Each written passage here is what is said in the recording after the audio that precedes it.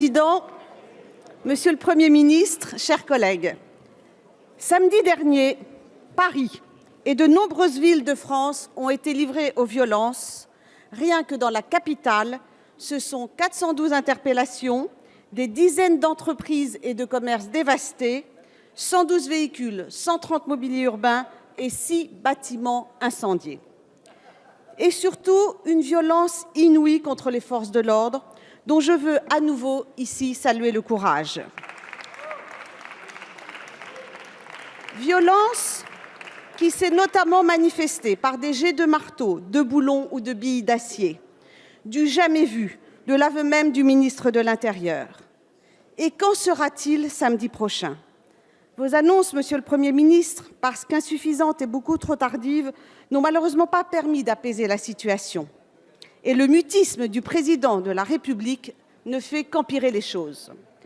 De fait, la mobilisation ne va pas faiblir d'ici samedi. Et il est à craindre que la violence non plus. C'est ce qui nous inquiète. Nous appelons donc au calme et à la responsabilité de chacun.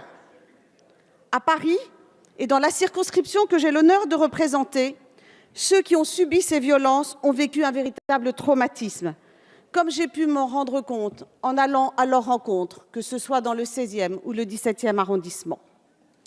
Il n'est pas envisageable que les actes de barbarie et de saccage, tant sur la voie publique, dans les commerces et les habitations qu'à l'encontre de nos biens nationaux, se reproduisent.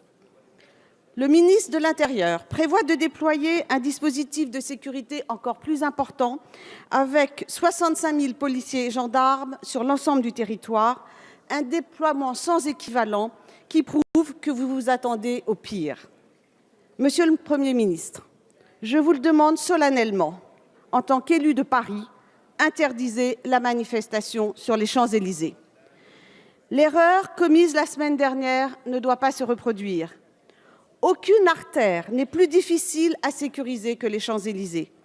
Les possibilités d'échapper aux opérations de maintien de l'ordre sont trop nombreuses et la dispersion des émeutiers ne peut se faire qu'au détriment des axes périphériques. N'exposez pas les riverains et les commerçants de ces quartiers déjà durement touchés et encore choqués à un nouveau samedi noir. Des sites moins exposés doivent être imposés. Il en va de l'intérêt de tous, y compris des gilets jaunes qui veulent manifester pacifiquement. Aussi, Monsieur le Premier ministre, pouvez-vous nous dire précisément quel sera le périmètre de sécurité à Paris? Quel dispositif policier comptez-vous déployer? Et surtout, pourquoi ne rétablissez-vous pas immédiatement et à titre temporaire l'état d'urgence comme nous vous le demandons? C'est une question de sûreté nationale. Je veux enfin évoquer les conséquences économiques de ces émeutes. Outre les dégâts matériels, elles sont dramatiques pour l'activité. Jusqu'à moins 25% de chiffre d'affaires dans la grande distribution, jusqu'à moins 40% dans le commerce de détail, jusqu'à moins 50% dans la restauration, 300 000 heures de chômage forcé. Et que dire de l'impact sur l'image de la France à l'étranger et sur le tourisme, puisque ce sont près de 25 000 nuitées qui ont été annulées. Il est trop tôt pour évaluer précisément le manque à gagner pour notre économie. Mais il est probable qu'il se chiffre en plusieurs milliards d'euros. Et je crains qu'il ne s'agisse que d'un bilan provisoire. Monsieur le Premier ministre, la France a montré la semaine dernière le visage d'un pays profondément fracturé et divisé, qui sombre désormais dans la violence.